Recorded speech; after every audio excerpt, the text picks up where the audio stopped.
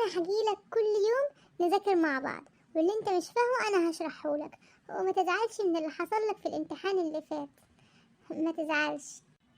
اه والله يا سيف، اه والله ده انا اتعلم عليا بسبب الامتحان ده. انا اتعلقت من ابويا، ده غير طبعا اني شلت الماده، ده غير طبعا تهزيقي من المدرسين رايح جاي.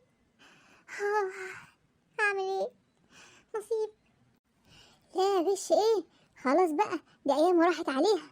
انا هذاكر معاك، واللي انت مش فاهمه انا هفهمه لك، وبعد كده مش هتحتاج تغش، هتحل من دماغك، ما تقلقش. والله متشكر قوي، تسلم لي يا رب. انا بجد مش عارفه اقول لك ايه. انت طيب قوي يا سيف، يعني اوعى تتغير، خليك كده على طول. انت محترم وطيب، ويعني صاحب صاحبك كده. انا متشكر قوي بجد، مش عارفه اقول لك ايه. بتشكرني على ايه؟ احنا هنبقى اصدقاء، وهيكون في بينا ايام حلوه، هنعيش ونذاكر ونلعب ونفرح وننبسط.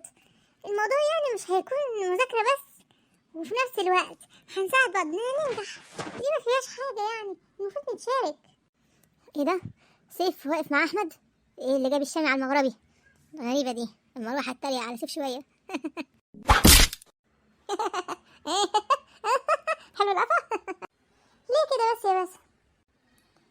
هو انت لما تضربني على قفايا يعني انا هسكت لك؟ ولا انت فاكر ايه؟ انا مش فاهم. هو انا عشان محترم معاكم؟